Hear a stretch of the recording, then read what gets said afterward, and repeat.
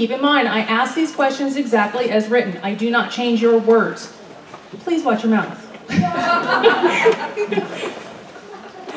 Candidates, you will each get a 1-minute introduction.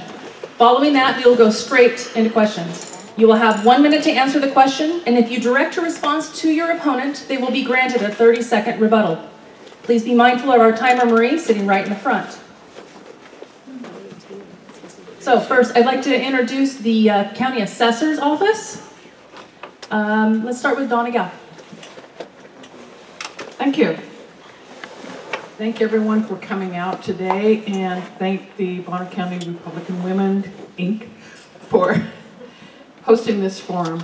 I am Donna Gow. I am running for Bonner County Assessor. My husband George and I have owned property in Bonner County for 35 years. He's retired law enforcement here in Bonner County. Our sons have followed in our footsteps in public service. Our oldest son currently serves in the U.S. military and has earned 2 Bronze Stars for his service in Iraq and Afghanistan. Our youngest son is a battalion chief for Selkirk Fire. If elected assessor, I can guarantee a change for the better in the assessor's office. With 27 years experience in the assessor's office, over 500 hours of appraisal education, and having appraised a variety of different properties in Bonner County, I have the ability to train, guide, and mentor the assessment staff. I thank you for your time. Dennis Engelhardt. Hi, I'm running for County Assessor because it's an administrative position and it's in need of reliable and experienced leadership with a fresh perspective. I have decades of experience in management and administration at the county government level and offer common sense leadership that would benefit property owners and the office of the assessor. As your assessor, I would work to build trust between property owners and the office of the assessor by assuring fair assessments of all properties, promoting greater transparency and accessibility to the operations of the assessor, and building a culture of public service within the office. The Office of Assessor is too important to be used as a management on-the-job training program. I have the experience and the education needed to be operational ready on day one. My name is Dennis Engelhardt. I'm asking for your support and your vote on May 15th for Bonner County Assessor. Next, we're going to step into the County Commissioner's race. First, I'm going to start.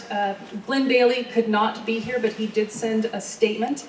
He is running for District 1. I'll get you all confused. Y'all look the same. Glenn Bailey's statement. I totally support the MAGA movement that has swept across our country. MAGA means Make America Great Again, and one of President Trump's major campaign themes. Your county commissioners have just signed a letter of support asking President Trump to sign another executive order to ensure that the Wilderness Act restrictions on the multiple use of federal lands be confined to those lands actually designated as wilderness by Congress. Currently, Region 1 of the National Forest Service is managing North Idaho's recommended wilderness areas as wilderness, when there is no law requiring them to do so. So this effort, sponsored locally by the Idaho Recreation Council and the Idaho State Snowmobile Association, seeks an executive order to cease managing our Scotsman's Peak, Selkirk, Crest, and Salamo Priest recommended wilderness areas as wilderness until they are officially designated by Congress as wilderness. During the last 2 years, the issue of whether the people of Bonner County support Scotsman's Peak becoming a federal wilderness has generated a lot of discussion and arguments both for and against. I applaud this discussion and encourage people to research the good and bad of having wilderness just north of Clark Fork. A year ago, the Clark Fork Community City Council was unanimous in their vote. That should save time. Oh, it should save time. In their vote against wilderness next to their community. I respect their decision and it's causing me to reflect and do more research on why I should continue to support the Scotsman's Peak as wilderness. I read as fast as I could. Next up. Ladies first. Yes, please, ladies first. Carol Kuzman for District 1. I feel like the rose between the thorns. No offense, no offense. Just thought I'd lighten the mood. Okay, I'm going to start, and I'm going to read it because I want to get what I can in here. My name is Carol Kuzman, and I am running for County Commissioner in District 3. And I believe that elections shouldn't be handed to just everybody or even an incumbent. There should be a choice. I'm the choice. I'm running to make a positive difference for the people of Bonner County. We've all seen that politics at the national level has become very polarized, and some of that division and anger is beginning to seep into our local level. At our county level, we must work together. We might not always agree, but we must work as a team so that we can help solve issues, not create more problems. Many of you know me from my 13 years of public service, 5 as a councilwoman and 8 as the mayor. On my watch, Ponderay went from a sleepy little town to a commercial hub. I would also like to say that my leadership skills, many years in business, and also my private businesses that I own, have helped me bring people together. And I appreciate listening to you, and thank you so much for coming, and I hope you listen to me. Next, Stephen Bradshaw.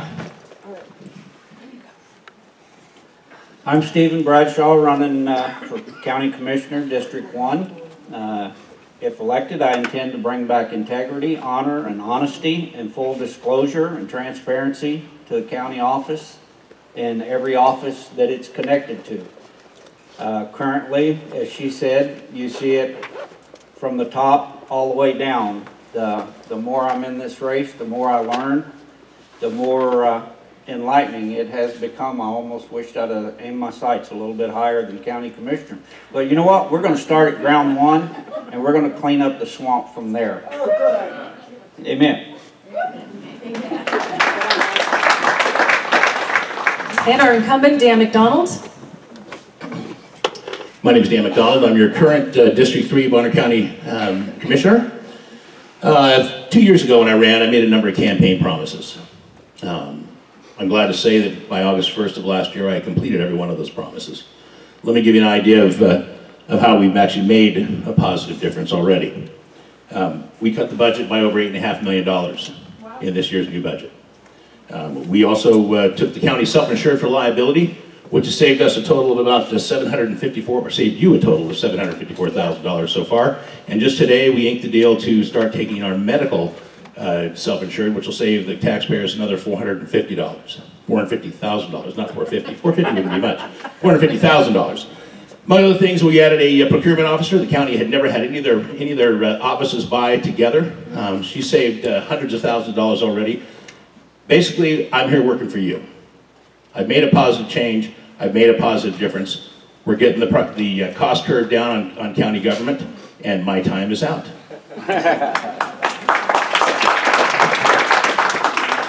Next, we're going to move off to state legislative.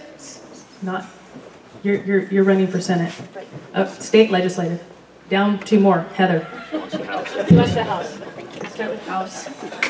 Start with the House, and we'll move off to the Senate. I'm Representative Heather Scott. I'm your current state representative for District 1A. I'm from Blanchard. I have a small farm, some chickens. I've been doing this now for 4 years, and when I started 4 years ago, our bills were not being heard in the system.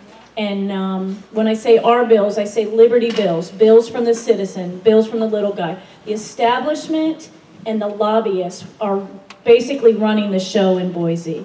And I'd say after 3 years of fighting hard, this year, all our Liberty bills were heard, finally. We think we've broke the process down there, and we've improved the process as of last year.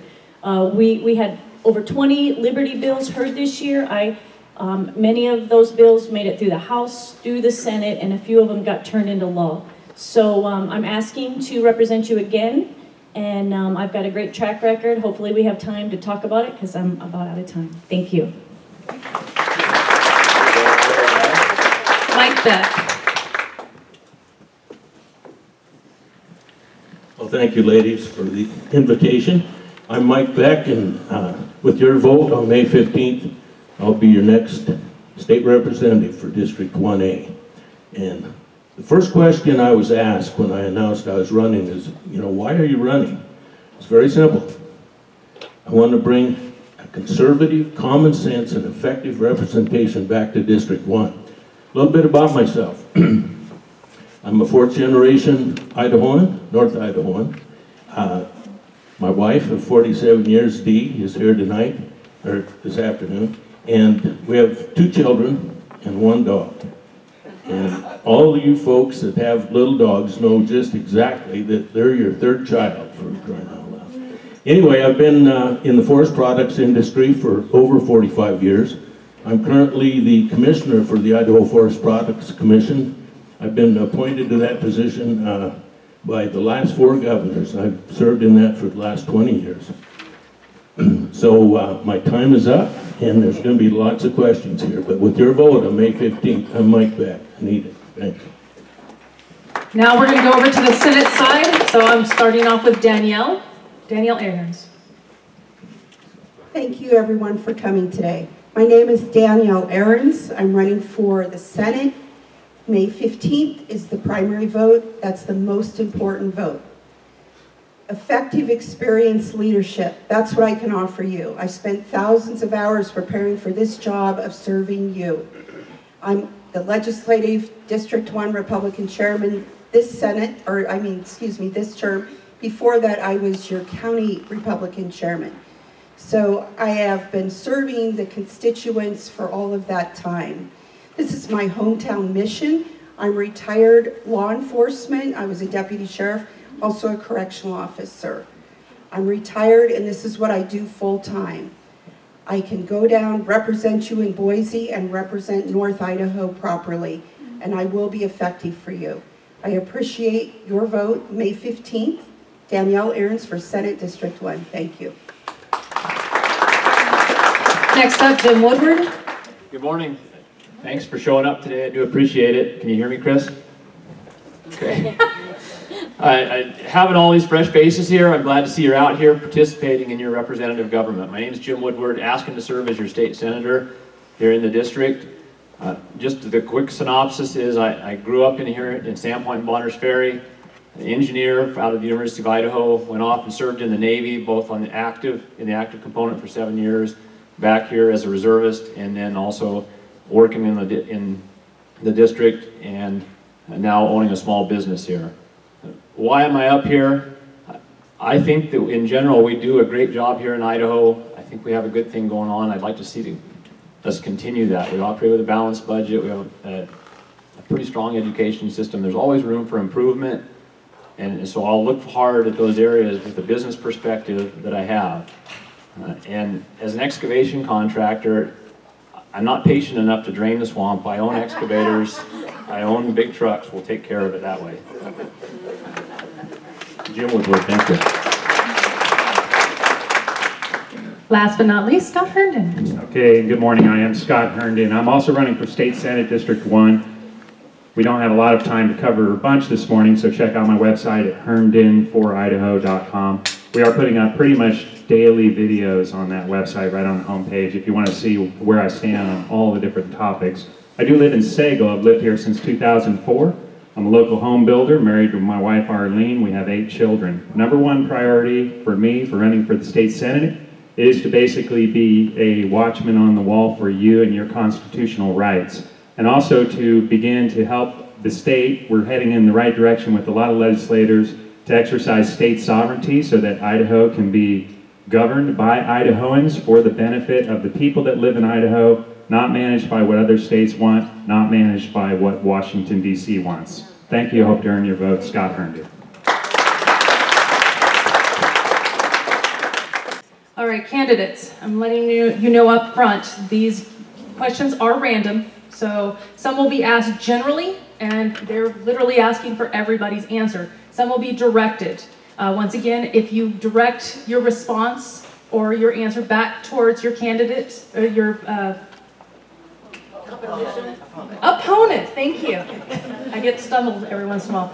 That person has 30-second rebuttal, okay? So, we'll start. First one is a general question. How long have you been a registered Republican, and what have you done for the Republican Party? Scott, we're going to start on this end with you.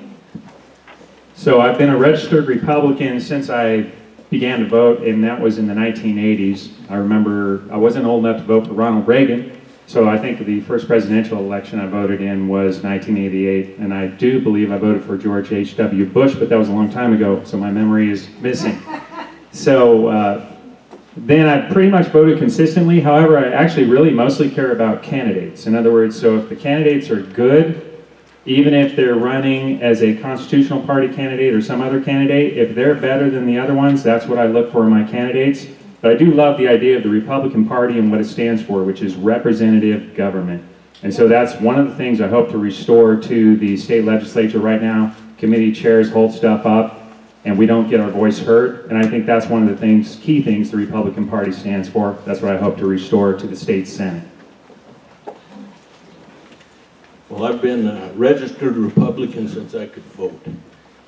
I've served on the Bonner County Central Committee for many, many years. I've had to take some leave from it from time to time because of my work. But just to give you an idea, I was Phil Batt's county coordinator here when he was running for governor. So I have a long history of working with the Republican Party and Republican candidates.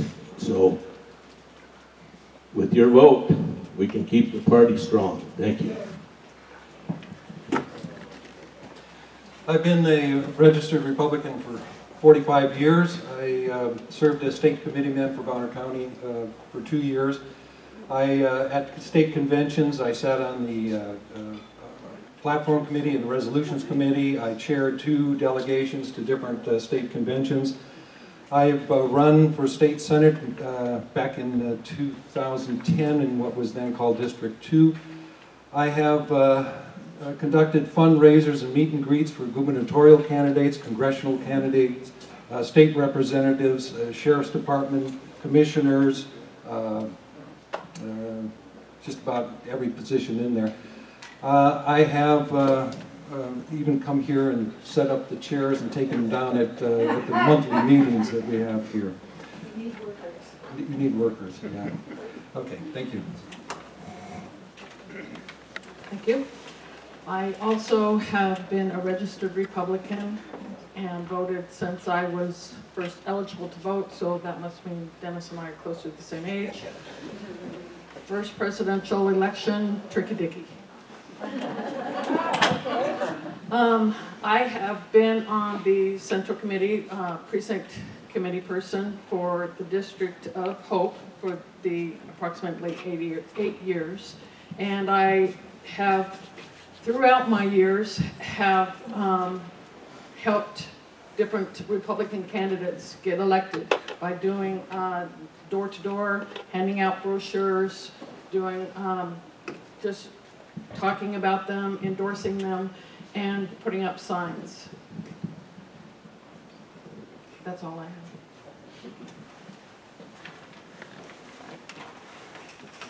Once again, I'm Steve Bradshaw. The first election I ever voted in, I voted as a Republican in 1973. My guy didn't win. But I've always voted Republican.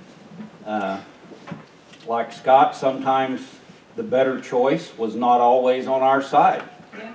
And so sometimes you just have to look at the man or the woman and what they stand for. And do your research, find out where they come from, what they believe in, follow the money, find out who they are. Right. Amen.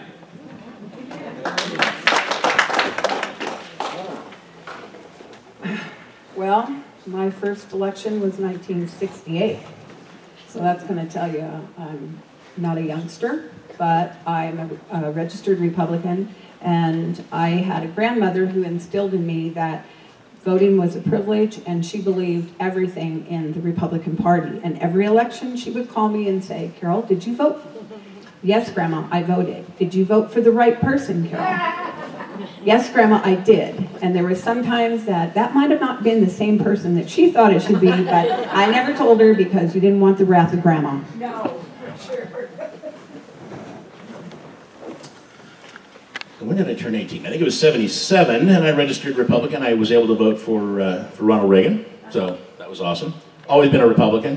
What I've done for the party, I've been coming to Central Committee meetings for 4 years, even though I'm not a precinct committeeman, just to be involved. I had a radio show, Face to Face, with my former nemesis, Bob Winhausen, many of you know him. And on that show, I was able to support all the Republican candidates in each election. Additionally, I've hosted or been the MC of the Republican Central Committee's Lincoln Day dinner, where we've raised a ton of money to support Republican candidates.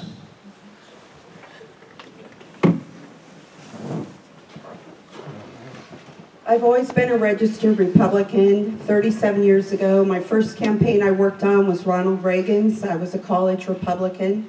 Throughout the years, that's been my passion, to run conservative Christian candidates for office. And so I've helped many Republicans get into office locally here and in other states. I've been helping Kelly Ward down in Arizona. Something that's really important to me is serving in the Republican Party. I've been the county chairman. I'm now the legislative district chairman. I'm also the Colburn Precinct Committeeman. So I've put thousands of hours into this because I passionately believe that the Republican Party is the best vehicle that we have to represent our conservative values and to get change. Thank you. I was born a Republican, but due to bureaucratic requirements, it took 18 years to get the paperwork done. I'm a business owner and a veteran. I've not been involved in party politics. I have been out working for you, serving in the Navy, and here running a business. I provide that fresh perspective with the local background to understand District 1. Thank you. So many of you guys know my story. I wasn't politically involved at all till about 6 years ago, when someone said, hey, there's a central committee and we need one more conservative vote. And I said, well, I'm conservative, what do I need to do? And that kind of introduced me to the central committee, which is a Republican Central Committee. And it's a no-brainer when you look at the platform for the Republican Party and you look at the platform for the Democrat Party. One has God and one doesn't have God, and that's where you need to start.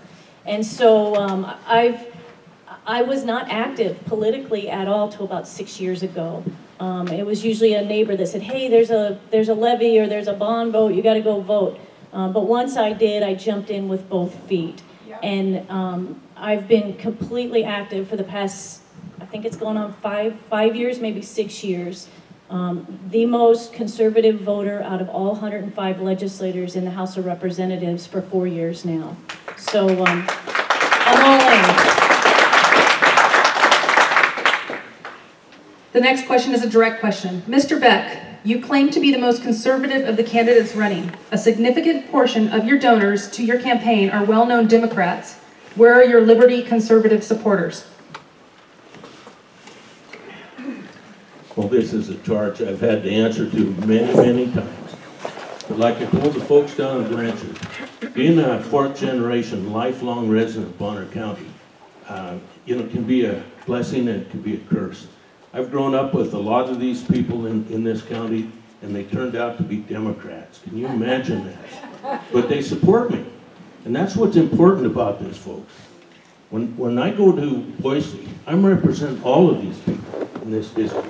Not just the Liberty voters, like some would claim. I'm representing all of you. And, 90% of the stuff we do is nonpartisan. So it's really important that you send someone to Boise who can be trusted to bring your values, all of our values. And we share a lot of common things, folks. Just, thank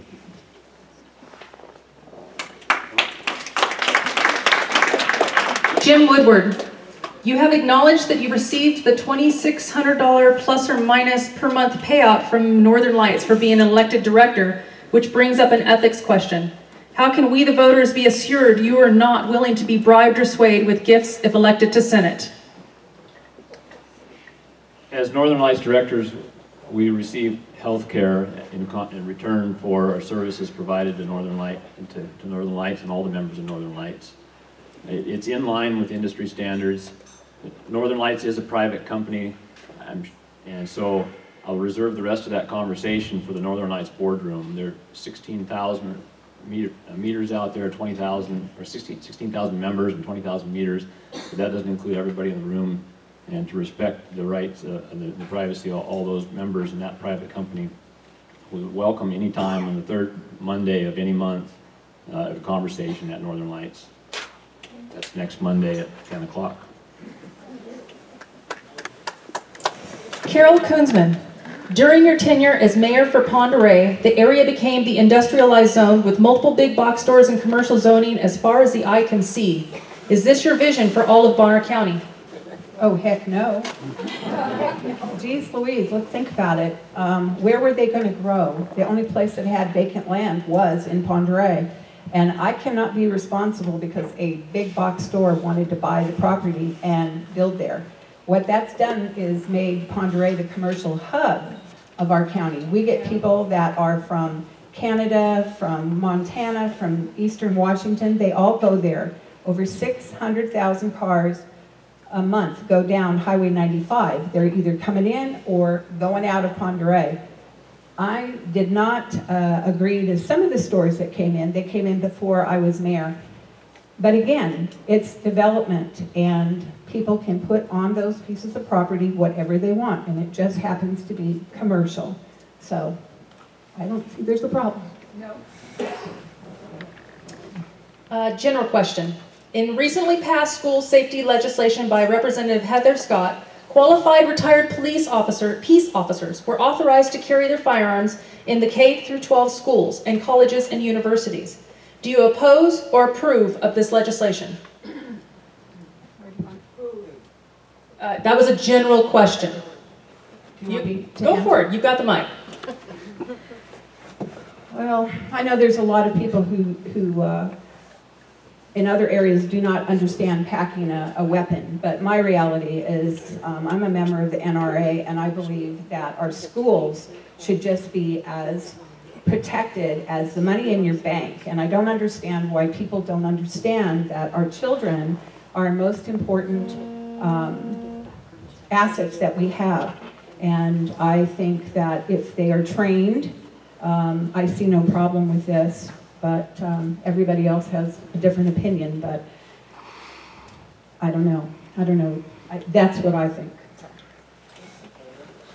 Pass the mic right or left. I'm 100% for it. I have a daughter-in-law that's a high school teacher over at Sandpoint. I think that the American public needs to realize that the schools house our most precious possessions, yep, and that's our kids and our grandkids. Yep. To leave that as a soft target is insanity. Yep. It's the world that we live in. I've watched that little 5-foot school teacher make one-shot kills on black bear, elk, and deer. She's more than capable to watch after my grandkids and yours. Yep.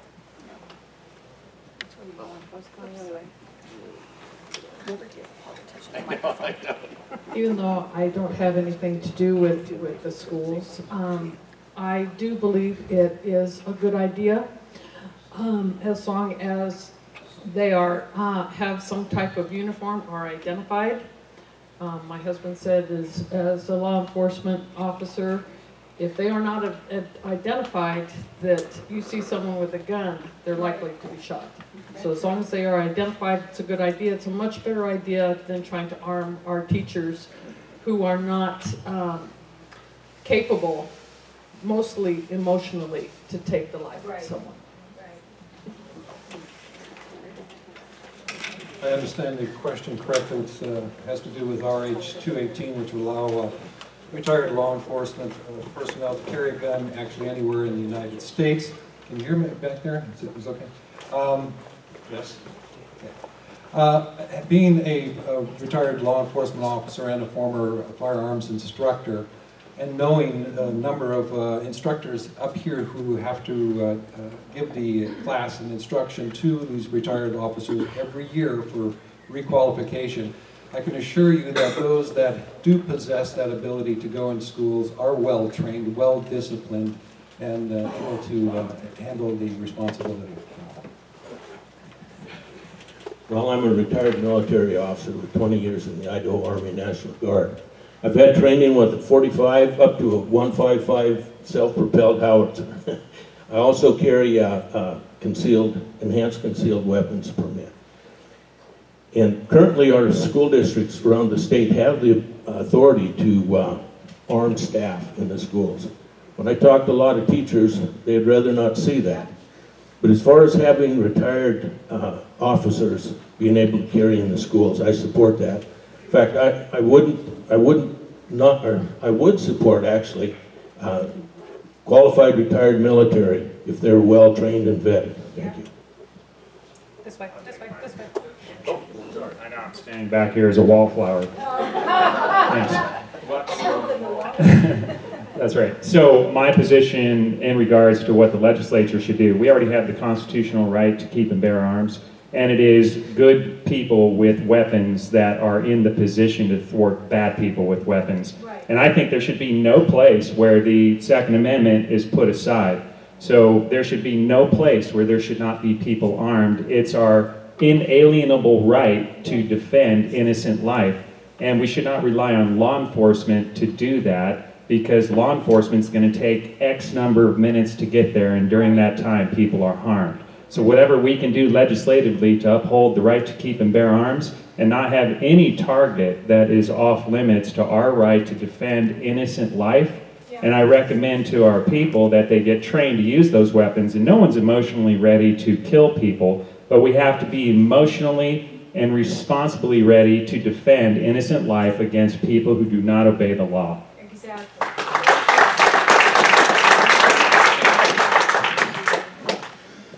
Well, those that know me know I'm a huge Second Amendment advocate. I've got a concealed carry permit, and I carry concealed all the time. My wife works for the school district. I totally support this bill. I mean, if you can't trust retired law enforcement, who can you trust? Yeah.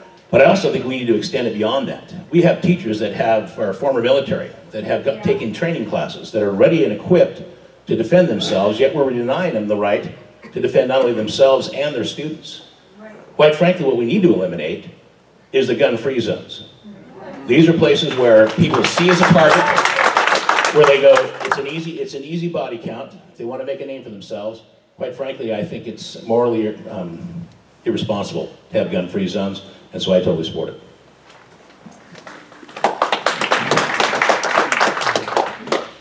Lifetime NRA member, also founding member of Idaho Second Amendment Alliance. I totally support this bill. We need to harden the target.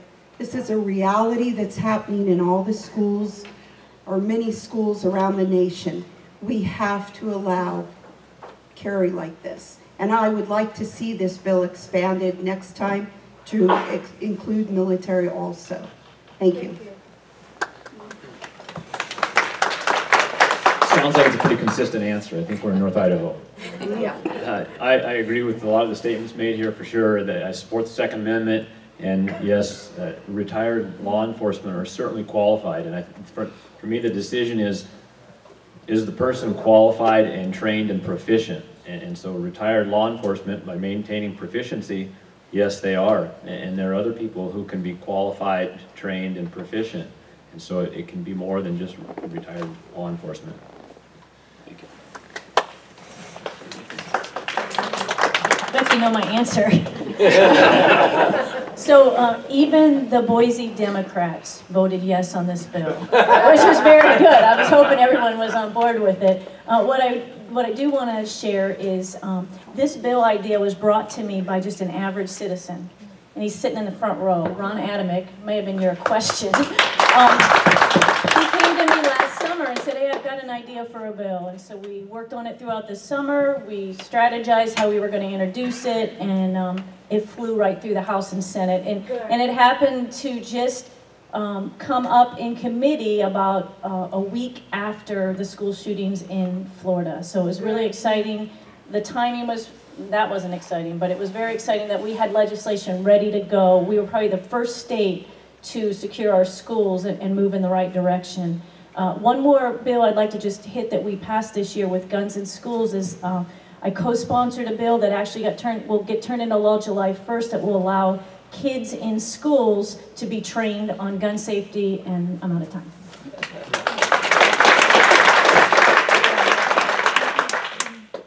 Herndon, at a recent forum, you advocated for the death penalty for women who have had an abortion, fathers who take the woman to get the abortion, or, can you not hear me?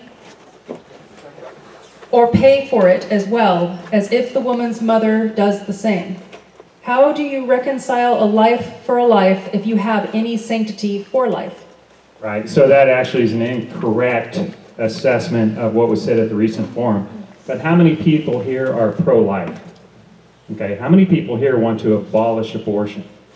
Okay, so what I'm about is the exercise of state sovereignty. Fortunately, the state of Texas a couple of years ago put into their Republican Party platform the idea of exercising legislative priority, state sovereignty to abolish abortion. We have it within our power to do so, to outlaw it within the state borders of Idaho. It's in our statute.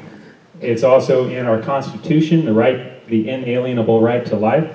So a major priority of Idahoans should be that we could get rid of this scourge in our state. We have the ability to do so. So we need leadership in the state Senate and House that will lead in the direction of abolishing abortion, getting rid of the 1,350 deaths in this state, and we could do it next year. We don't have to wait. So if you vote for me, you're voting for someone who's going to go down there and lead in that effort and deliver that message that we have the sovereign constitutional power to do that today. This question is for the commissioner candidates. If a constituent expressed concerns to you about the smelter being built in their town, would you A, listen to them and work for them, B, tell them to move?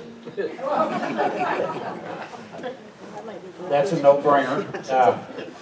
As a commissioner, you have the responsibility to listen to everything on both sides of the river, regardless of where you stand on it. A commissioner cannot be partisan.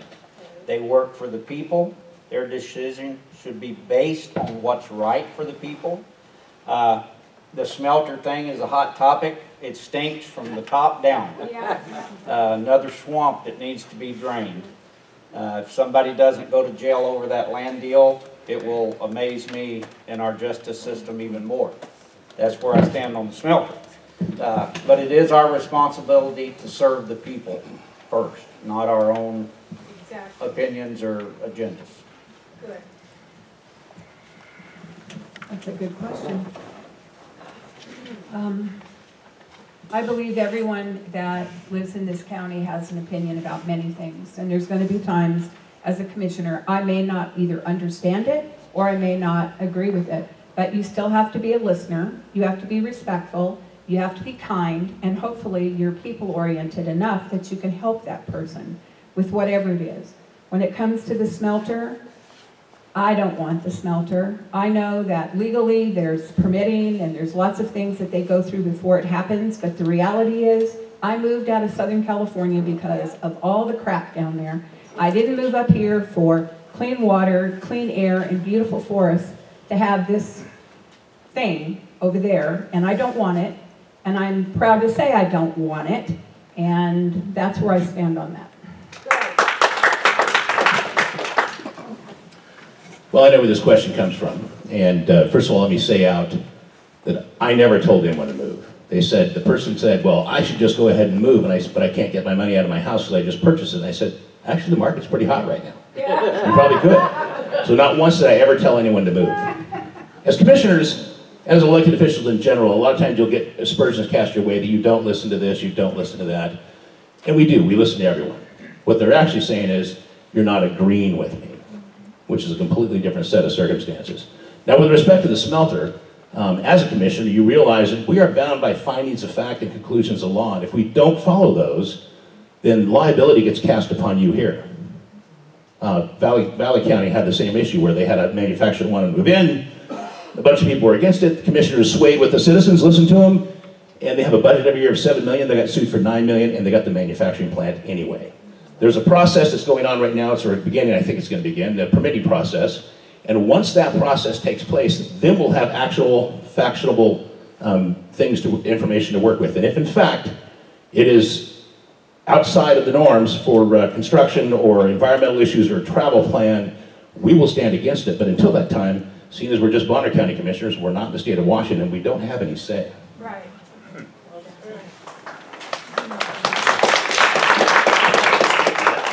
For Mike Beck, in your opening statement, you said that you are running to bring back conservative values to District 1A.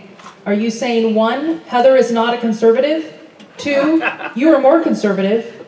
3, You are redefining conservatism. Well, you know, it's really interesting how the extreme left and the extreme right, when they lose the argument, they have to start putting labels on people. That's just wrong. That's my answer. For Donna, you have worked under at least 5 assessors. Can you explain why you were not chosen to be chief deputy, which is a position that acts for the assessor in his or her absence? Okay, my assessor's not going to like this answer, but I believe it's because I know assessment, I know more than he does, and he has never picked anyone as a supervisor that has had over 5 years' experience in the assessment field.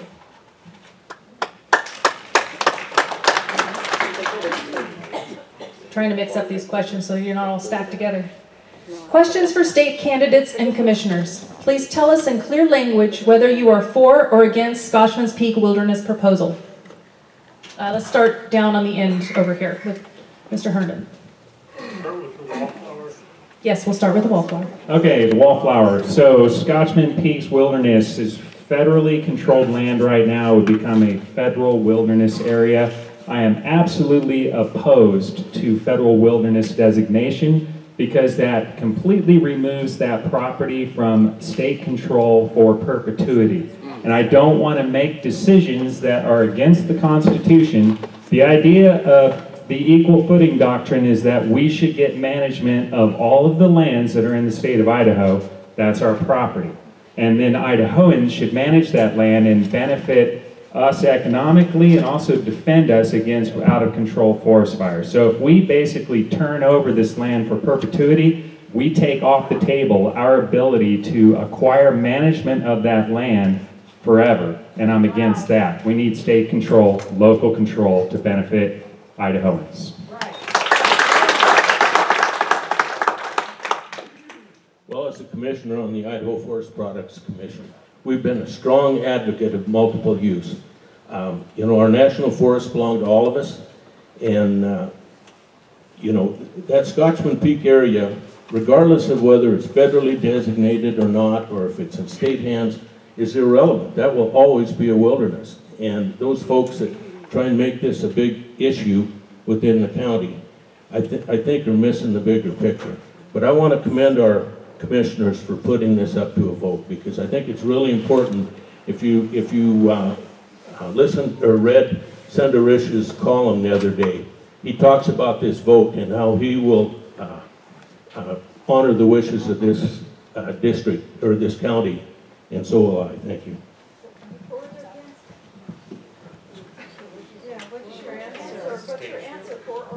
Mike, they're asking what your answer is. Are you for or against Scotchman's Peak? I just told you. There's your answer. Yes, he did. All the way down to state legislature. Oh, all the way down to state legislature. Did you want county commissioners too? This was addressed to state candidates and commissioners. You missed the microphone, so it's coming back to you. You're a little too slow. Now you're cut. Well, if you don't know that I'm against Scotchmen, then you've had your head in the sand. I've been working with a group of folks out of Clark Fork and Hope, and we've tried to do some work with Friends of Scotchman Peak to come up with a compromise position, but they weren't happy with it, and they said it's all or nothing, and so we're hoping it's going to be nothing. I think all public lands should be multiple use, and what this does, it creates a little playground for a specific sect of people that just are hikers. There's all kinds of other types of legal recreation on government lands that we can all enjoy, and this is stopping that. Anytime you have an overbearing federal government and you have a situation where they can put land away in perpetuity, which means forever, I'm extremely opposed to that. In fact, Debbie and I are going to be cutting some radio ads for the Scotchman's folks today, or the anti-Scotchman's folk today, so I think we need to keep, but not for the Scotchman's folk. They wouldn't want me talking. But we're going to be cutting some radio ads today to play on the airwaves here. We're against, or I'm against it.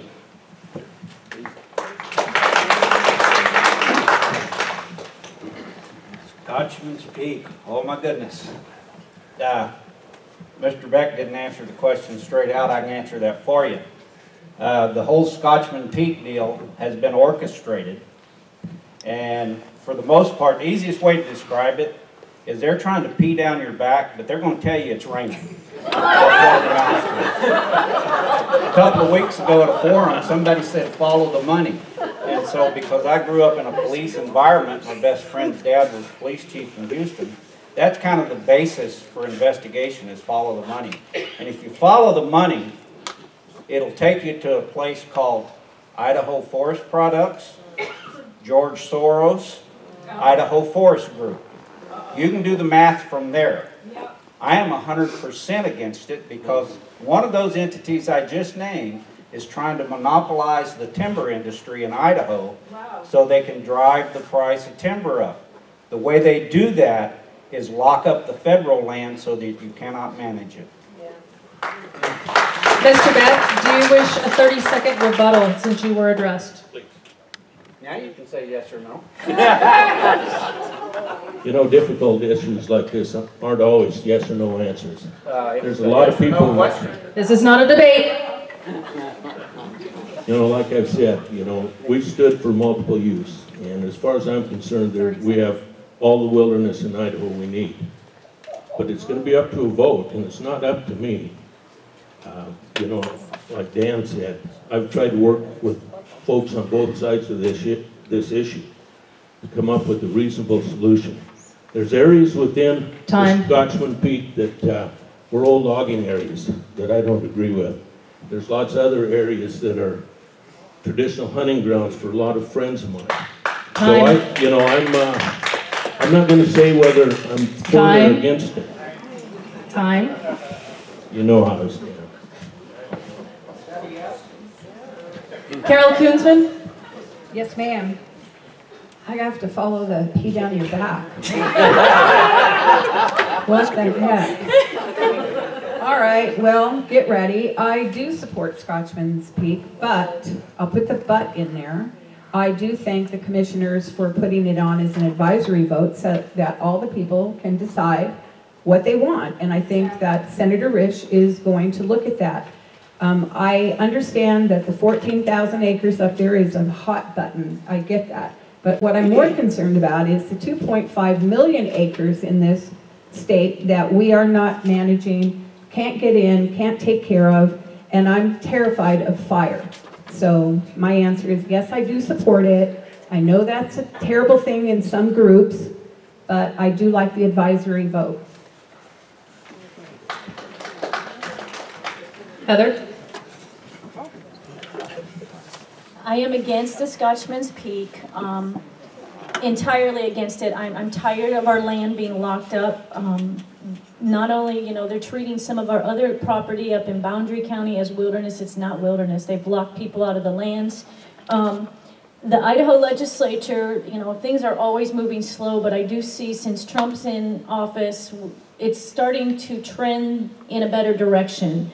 And this year we passed House Joint Memorial 14, which basically says any wilderness that's going to be designated by the federal government, Idaho wants a vote on it. Yes. And so that would have to be approved by the legislature.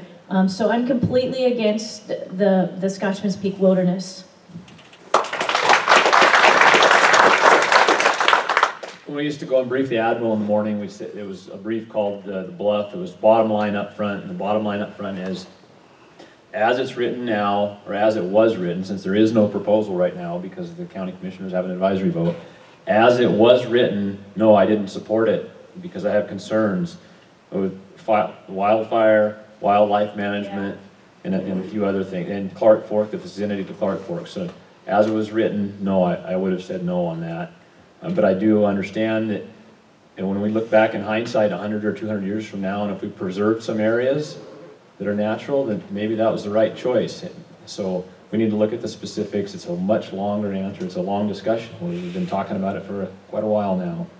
So it's not a short and sweet one, but as it was written, no, I didn't want to support that.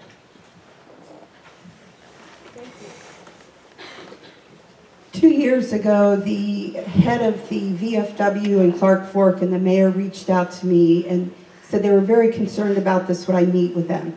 I went out and met with them and a group of local citizens who felt they hadn't been heard on this. We contacted Senator Risch.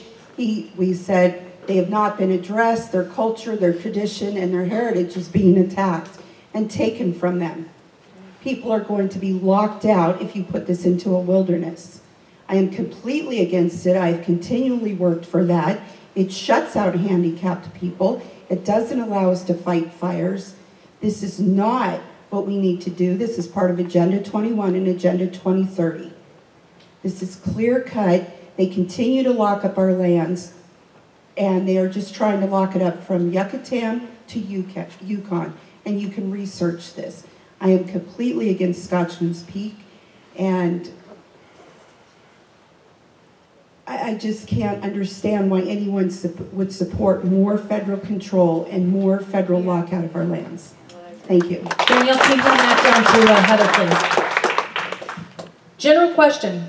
How did you vote on the $55 million Lake Pend Oreille School District facility levy? I did not vote because that is not my school district.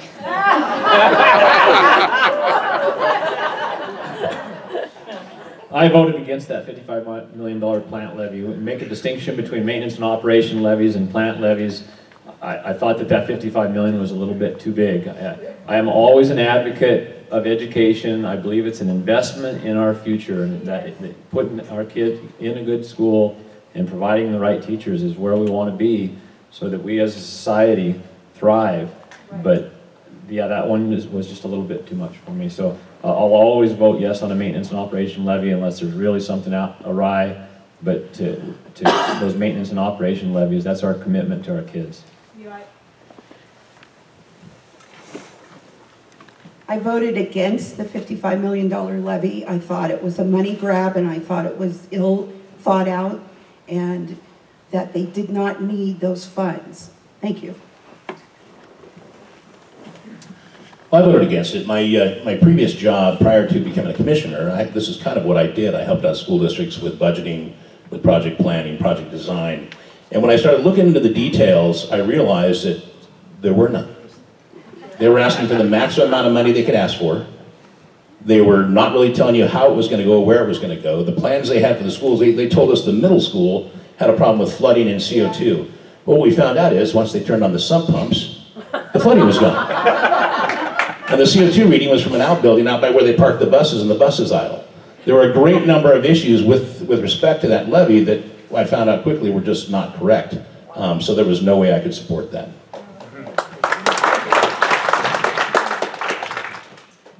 No, absolutely not. That was a big no. I voted against it. And as soon as the school district becomes transparent with what they do with their money, then I'll talk with them too. I also did not vote for it when I went to several meetings, and when they started getting into the details didn't make sense when they said they wanted it all at once so they could build them all at once, but they weren't going to build them all at once. It didn't make sense, so I voted no. I voted no for many of the same reasons that were already addressed. Well, unfortunately, I didn't have the opportunity to vote on it, on that particular levy. But I have a record of working with our schools, supporting them when they needed it, and holding them to account when they didn't. I was on the citizens committee that when our school district here got top heavy, we brought in the folks and we made them accountable for their expenditures here. So I believe in making schools and teachers accountable, but we need to support our kids, really. I voted no. Constitutionally, we're mandated in the state of Idaho to fund public education. I previously worked implementing financial systems, including for the Los Angeles County schools. Government actually is very good at spending about twice as much or more as private industry. So when we did our implementation at LACO, Los Angeles County Office of Education, we spent $100 million and took twice as long. I was an independent contractor. Took twice as long as Charles Schwab and other big companies that I've worked for. So what we need is better transparency when we're spending money in these schools. We also need more public involvement. I'll give you one other thing. We can't put these as special elections. We know we're going to need the money for these things, We need to put them on the regular election calendar so that it's not a small special interest that's having a vote in these. We need all of the people to participate, and we need to have these regular election days where we do that. Thank you. Mike, who has a long history in the timber industry, do you think the collusion between Idaho Forest Group, who is one of your donors, and the radical environmentalist Idaho Conservation League is appropriate and beneficial to the citizens of North Idaho, and why? Well, you know, those kind of questions really do a lot to bring us together as a party. And I really resent that question. You know, when that extreme right goes after people, like I said before, when they start to lose the argument, they start to divide us up. And that's just wrong. So that's my answer. Mr. Herndon, you claim to support sovereignty for the state. What is your position on conventions of states? Okay, so generally, state sovereignty does not need a convention of states to amend the Constitution. State sovereignty is something we already possess the constitutional power to do. It's in the 10th Amendment. The federal government was given limited powers. The states possess all the rest, and the people possess all the rest. I'm actually against, right now, a constitutional convention because when we designate people to go, we cannot control the agenda. Plus, it is just not necessary in order to accomplish local government and state government in our state. Candy Dale, federal judge, last month said that the IDHW has to allow transgenders to apply to change their birth certificates to their new gender identity. Idaho can just say no to that today, but of course, because we're in this training that whatever the court says we have to do, IDHW is accepting those applications as of last week. Those are the things that we just do now. We don't need an Article 5 convention in order to take back government, constitutional government in our state. For commissioner candidates, have any of you been contacted by the Idaho County Risk Management Pool? If so, who contacted you from that said pool? As commissioner, would you represent the taxpayers of Bonner County or the Idaho County Risk Management Pool? Are you talking about ICRIM? Yeah. Yep, ICRIM. I have not been contacted by anybody from ICRIM, but I have done some digging in that too. Mr. Dan McDonald urged me to do some looking into that so that I would have better understanding of self-insurance and things like that. ICRIM currently is trying to have a monopoly on liability insurance in the state of Idaho. They will shortly go after health care. I have no doubt about that. They do that so they can raise the rates. Mr. McDonald and the other two commissioners have been very good with your tax dollars in this perspective by cutting ICRIM out of the circle. What is it, 3 counties that do not have it? 2. Because they've convinced all the other counties that you have to go with us or else. No. But that's not the case. And so he has actually done a very good job with your tax dollars on that, and I'm very proud of him.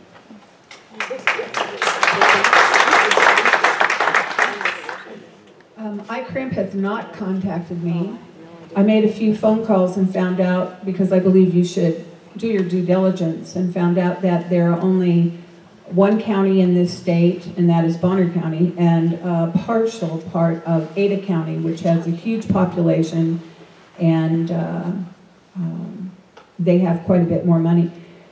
I'm concerned about the self-insurance. That doesn't mean I'm against it. I'm concerned about it. I think that the commissioners did the best that they thought was at the time, but I think what bothers me is that if there is a huge lawsuit, and I know that there's money in the account for this, it could bankrupt us. It could cause all kinds of problems. And so that's where my concern is just understanding a little bit more about this, stepping up to the plate and making sure that that's what's best for you, because you will be left with the mess to clean up if it doesn't go well. So.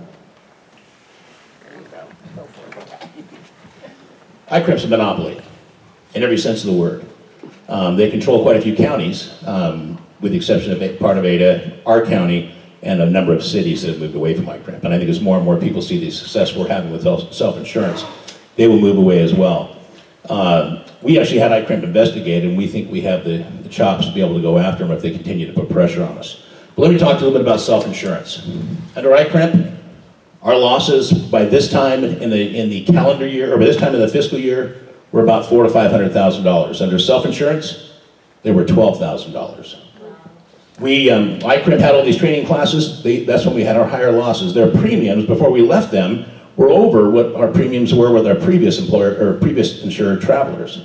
So we are clearly doing far better. Some quick reductions, 36%, $305,000 in liability premium reduction, 99%, $499,000 in liability total claim loss reduction, and 100%, $99,000 in auto claim reduction losses that we've saved just by going self-insured. And that's all my time. Scott Herndon, your reading of the Constitution seems to be selective. When it agrees with your religious views, you are all for it. Otherwise, not so much. Shouldn't it be all or nothing? That's such a general question, I don't even know how to answer that.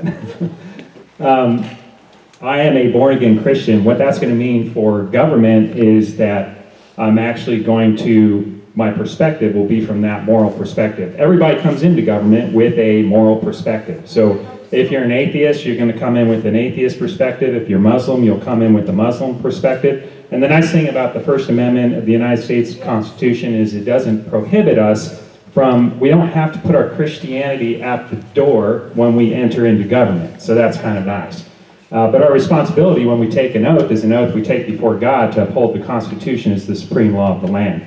The other thing about being a Christian is when people disagree with us, then we don't revile them and we don't hate them. We actually treat them politely and respectfully, and we love our neighbor as ourselves, and we patiently work to influence them to what we think is what the actual Constitution says. Thank you. Pass it down to Jim, please.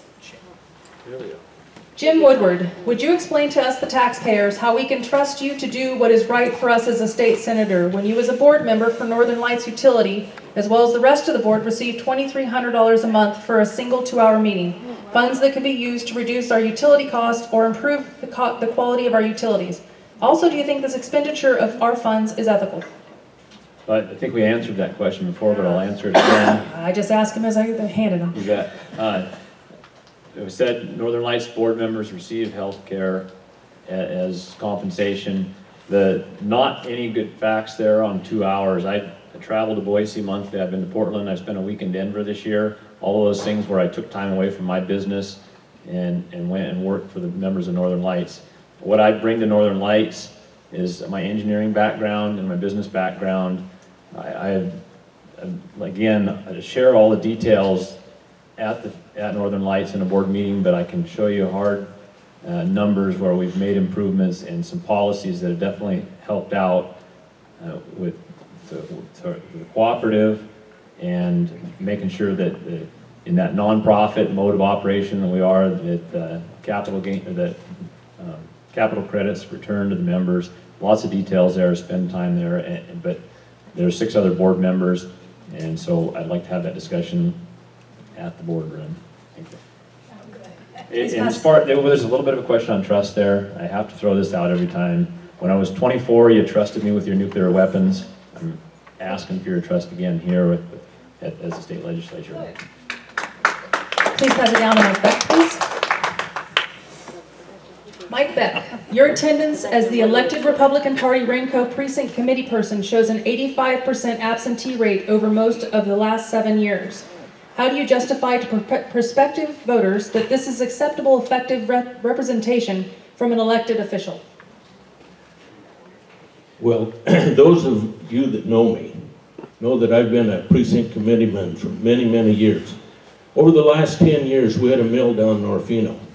I was their resource manager. It seemed like every Tuesday night that they had the Central Committee meeting, I was in Orfino trying to save a mill that got shut down because of extreme environmentalism.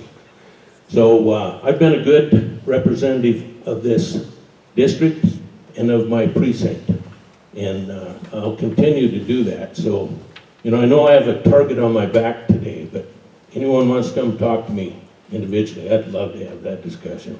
Okay.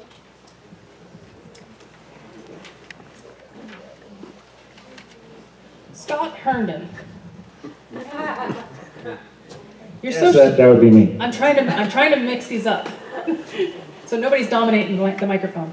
Your social media has a post indicating that you believe and have stated that abortion is murder. It is also in print on your post that you believe that a woman who has had an abortion is not only guilty of murder, but the penalty for having abortion should be execution.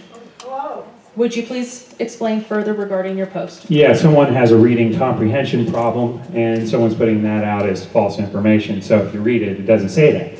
However, what's good for me is that I actually have, believe it or not, though I've never been elected, have a legislative background related to abortion. I look back in history, and since 1973, when the state of Idaho legalized abortion in statute, not a single state legislature or governor has ever proposed the complete elimination of abortion in our state borders, until me. And that was less than 2 years ago. We currently have a ballot initiative circulating. We got 4,000 signatures in North Idaho that would completely ban abortion. So if anybody wants to know what my position is, I actually have a record that shows it. And so when you look at that legislation, in the long run, if we can convince enough Idaho state legislators and the governor to implement that particular type of a statute, that I think is the proper statute for how we should treat abortion in the state. Thank you.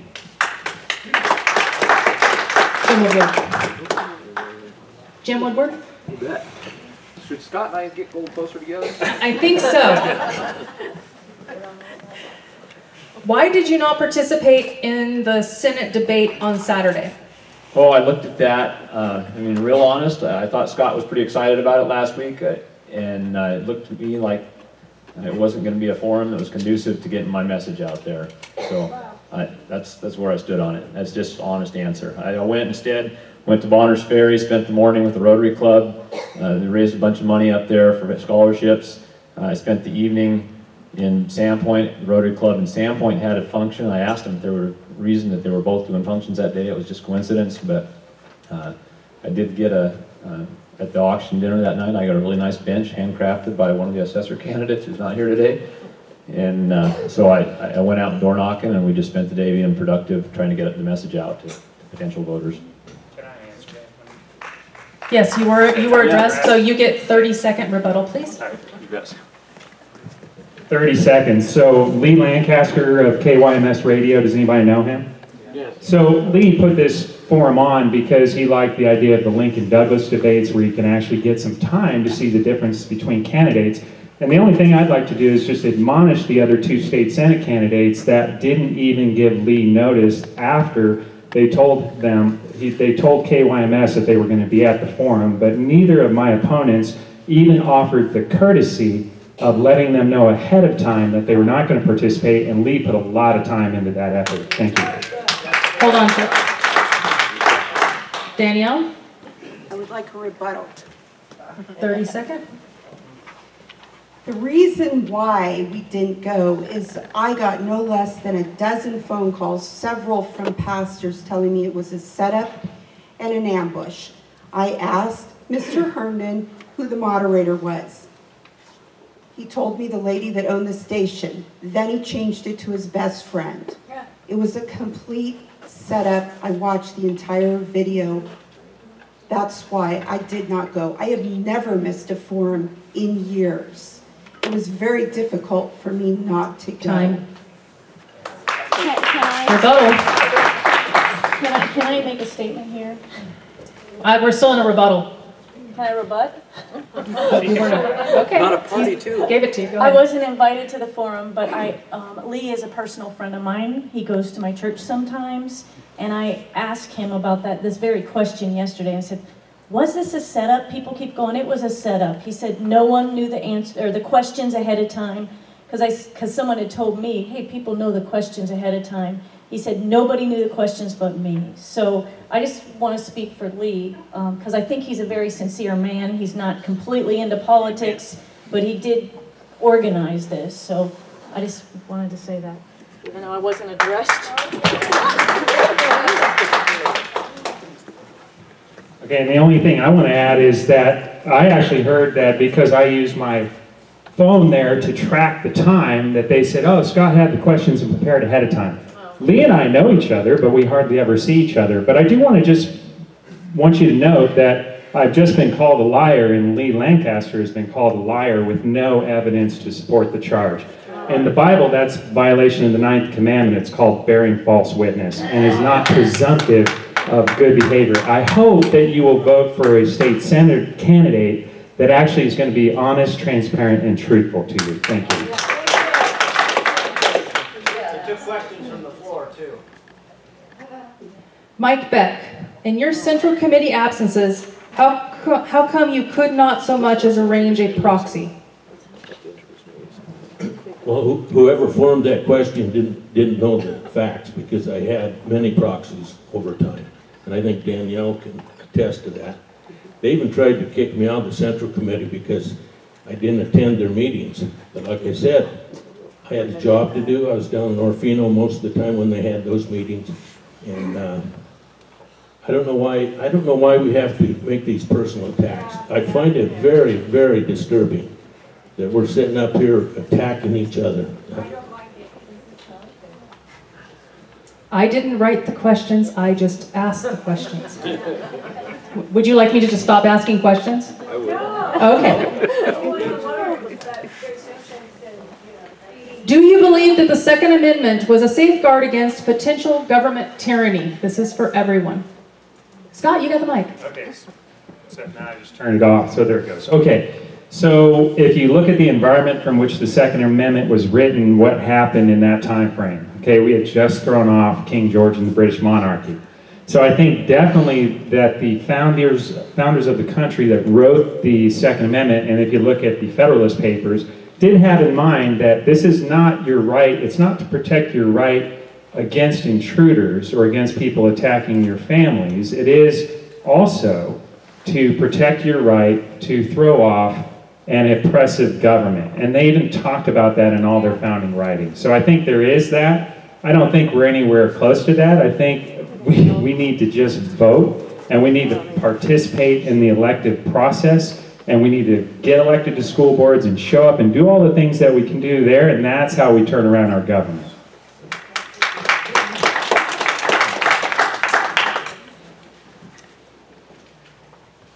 Well, I'm part of that well-regulated militia that we talked about in the Constitution. As a retired military officer, I was prepared to take my soldiers to support and defend the Constitution of the United States. So the Second Amendment is just key to who we are as a nation and the ability to defend ourselves.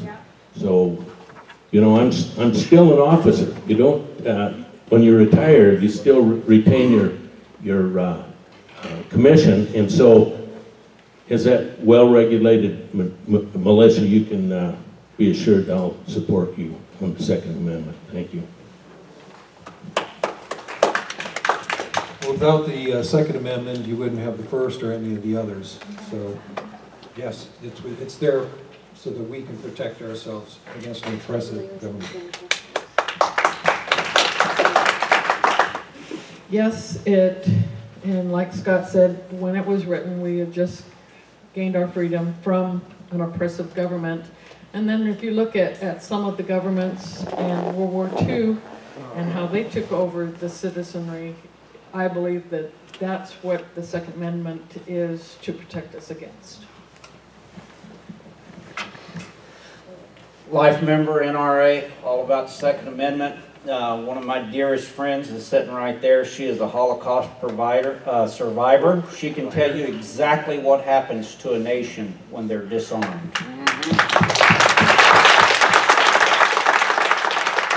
My dad spent a year and a half in Germany, lied about his age to get in, received 2 Bronze Stars in 9 months.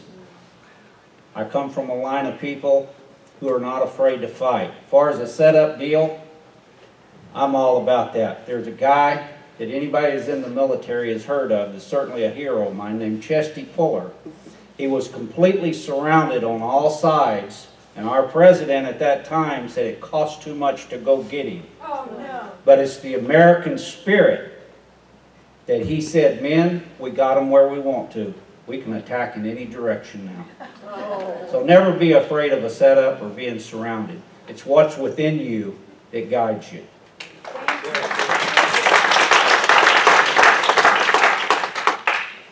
I believe in the Constitution and I believe in the Second Amendment, and I think it's there to protect us. It's not about what a lot of liberals talk about, and I fear that sometimes they get a bigger voice than we do. And if you do know Marguerite Fallot and you've ever sat down and talked to Marguerite, you understand firsthand what it was like, and she left a lot of not just memories, but wonderful input about why we should be vigilant. And so I will always appreciate that, and thank you, Marguerite.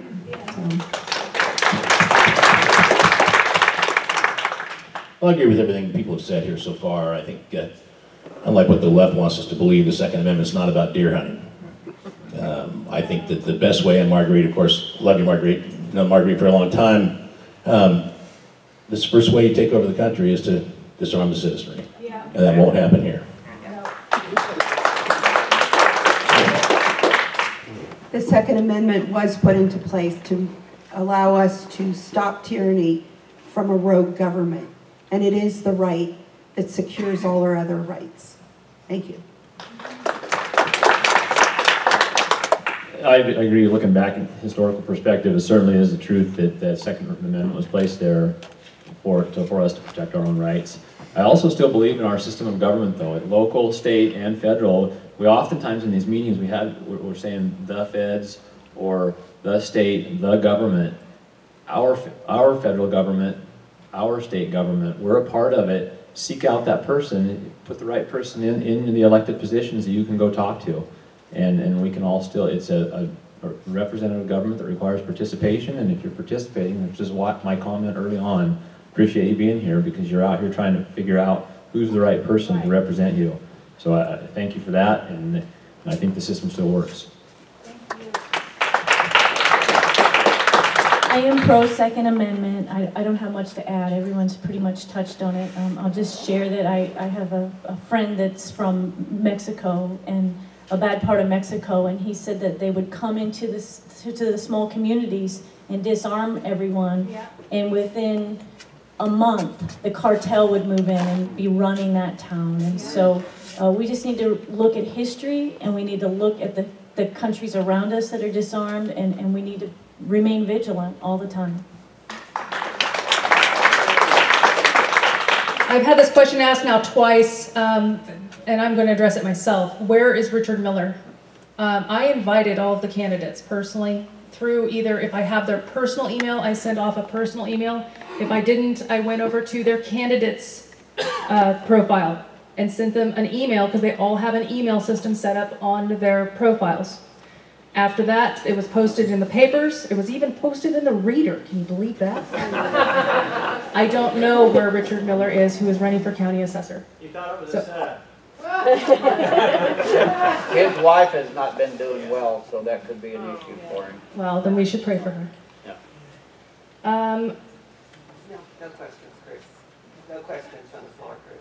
No questions from the floor. We don't have time. Yeah, we're running short on time. May I speak? No, Chris, we're down to less than 10 minutes, and I've still got a whole pile of questions here. Question for everyone. Please weigh in. People are encouraging Democrats to register temporarily as a Republican to affect the primary. How do you feel about this? We're starting with Heather. So this is the tactic in Idaho. They're going to lose, so what do? They join our party and try to dilute our party. So I'm against it, but it's what they do up here. So I think the best way to combat it is to encourage Republicans that are not voting in the primary, to educate them that it's important to vote in May. It's the most important time to vote. It's discouraging, but it's the way the system is allowing it. I told you right up front, I've been a Republican all my life, and so I've always voted Republican, and I affiliate that way. But I think partisan politics is driving people away. If you look at the numbers of unaffiliated voters, there are a lot of people who I hear when I'm out talking to people, they don't want to be called a Democrat, they don't want to be called a Republican. So we're kind of closing off, we have a closed primary, and we're closing off a lot of people from the process. That if you look at Idaho statistics, 22% of registered voters participate in the primary. We do better up here in the north, about 30% in Bonner County and 40% in Boundary County. So we're getting people out to vote, but we're not getting everybody out to vote. And we do know that the primary is our decision point for us here in North Idaho. So I don't know what the answer is to that, whether we close primary, open primary, or what. But yeah, what do we do about those unaffiliated people who want to vote and participate, but they're not? That's the first time I've seen that sign today. I think it's disgusting when people use situational ethics. They're intentionally crossing over to change the vote. If you believe in something, you stand up and you stand up for it proudly. This is something that is happening over and over again. The reason we have a closed primary is because we Republicans want to choose our representative to run. We don't want other people choosing that. We as Republicans want to choose our own. Thank you. That's the reason for the primary. The primary is where the parties involved get a chance to choose their best candidates. So by crossing over, you're trying to influence, pardon? Oh, I'm sorry, you're trying to influence that, and it's wrong. I've got a big target on my back from the Democrats, so if you haven't seen it, it's right back here. But they're coming after me. They're trying to get me out because they know I'm standing in the way of their agenda. So they are trying to get folks to register as Republicans to vote for my opponents.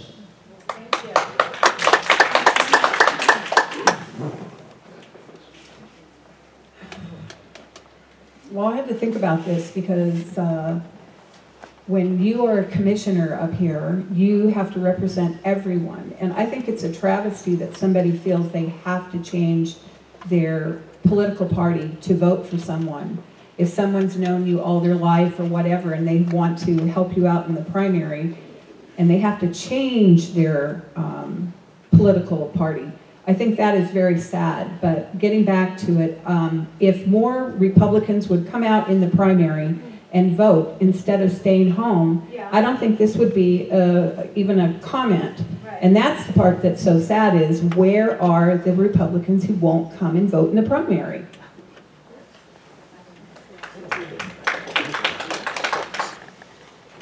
Anybody that doesn't think enough of themselves to present themselves for exactly what they are and wear their uniform that fits them does not deserve your vote or to represent you. It's simple as that. You stand on what your belief is and what you stand for, and that's where you stand. If you can't do that, go home. Get out of the fight and go home. I personally don't know of any Democrats. I know a lot of unaffiliated people that they like some things with the Republicans, they like a few things with the Democrats, so they are unaffiliated, they're independent. I've encouraged those people to vote, to register Republican so that they have a choice. Because let's face it, up in North Idaho, your choice is in the primary. Yeah. Make a moral and ethical decision, pick a party and stick with it. And one of the reasons that we went to the closed primary in Idaho is because Democrats would look for the weakest Republican in some of the races and vote for that person in hopes that their candidate would win in the general election. I recently heard that two people in our community, one a staunch Democrat who holds an elected position, and the other the head of an extreme Democrat group, have both registered as Republicans so they can vote in our Republican primary.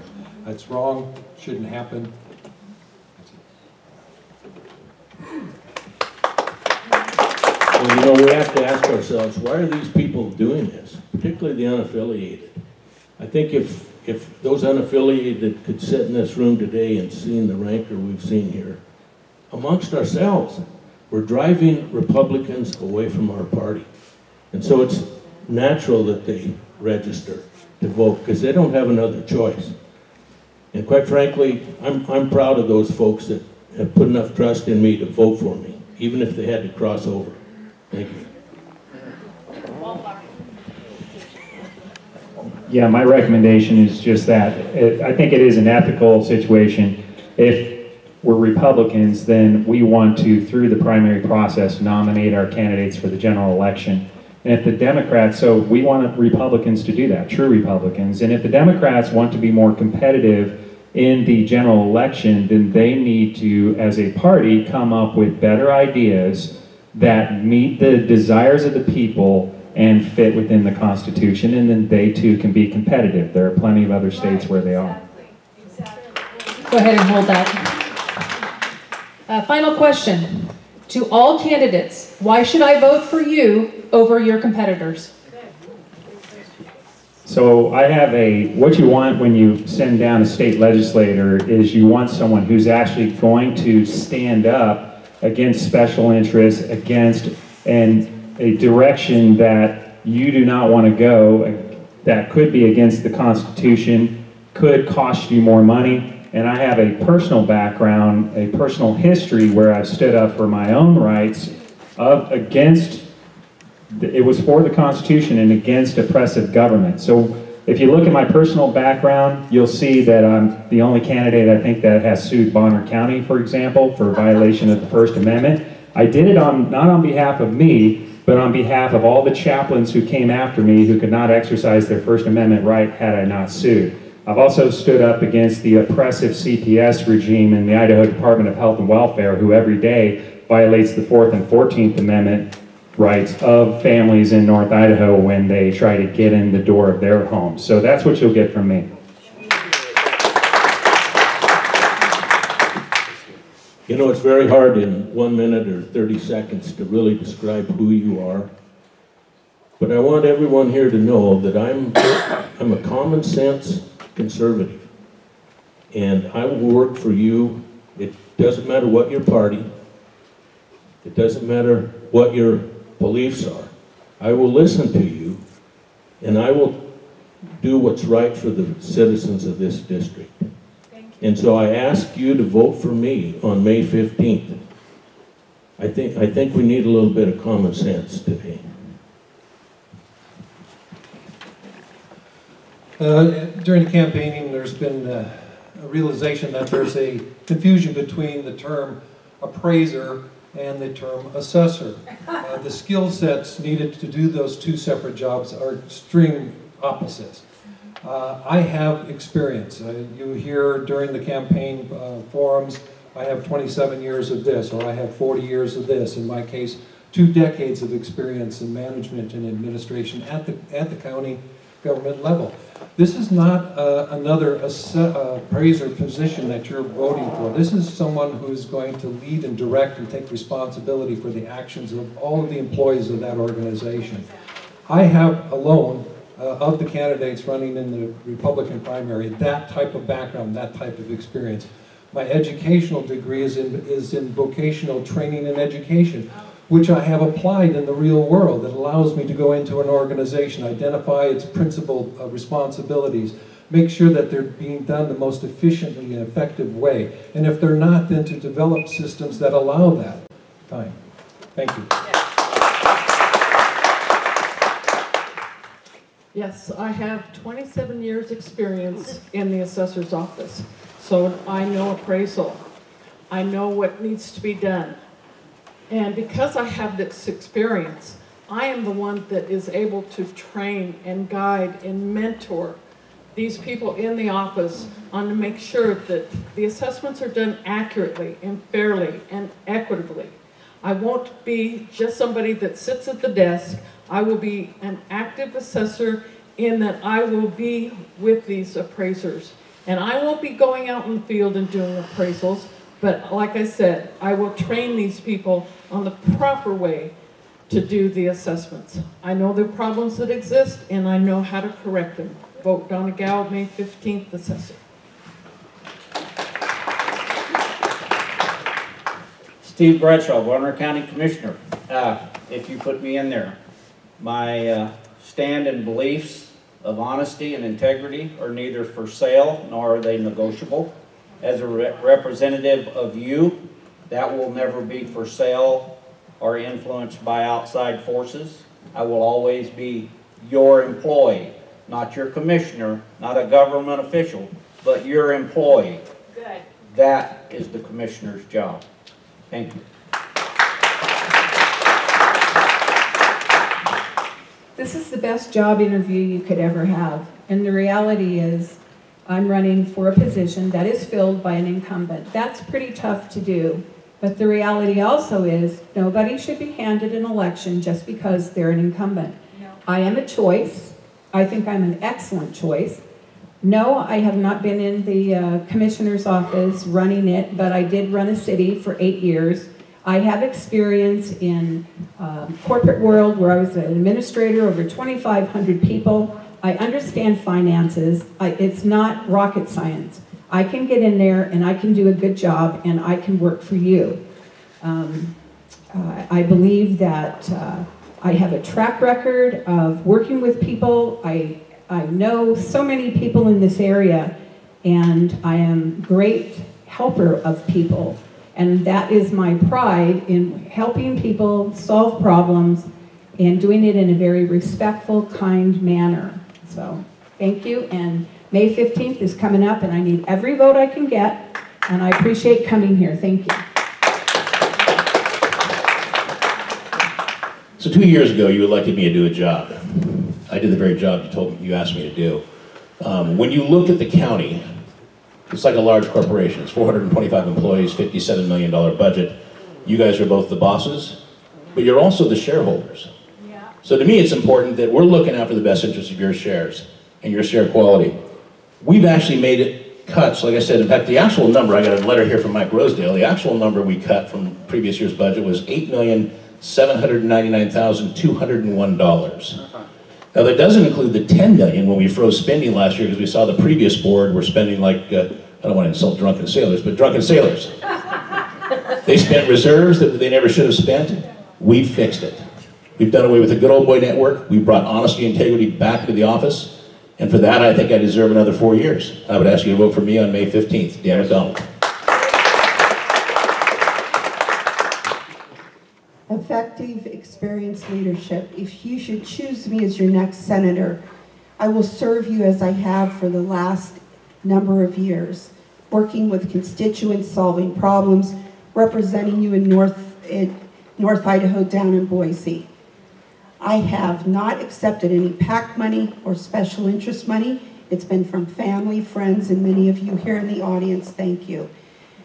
I am the person that you want in there, because I am there to serve you. That is my total dedication to you, and that is what I will do for you. Vote Danielle Ahrens, Senate, May 15th. Thank you. My name is Jim Woodward. I'm asking to serve as your state senator. My life history has in it the background, the experience, and the education to effectively tackle the job. You know that in my Navy time, I went through the laboratory in Idaho Falls and got my nuclear power training and have that technical background and an understanding of southern Idaho. My education here in Sandpoint, my upbringing here, my ties to the community, and then I've also lived overseas and throughout the United States. I have the broadest experience and the best understanding of people and how to get something done. And with the business perspective, as a small business owner here, I know what it takes to make a living in North Idaho and to enjoy what we have here. I ask for your vote on May 15th.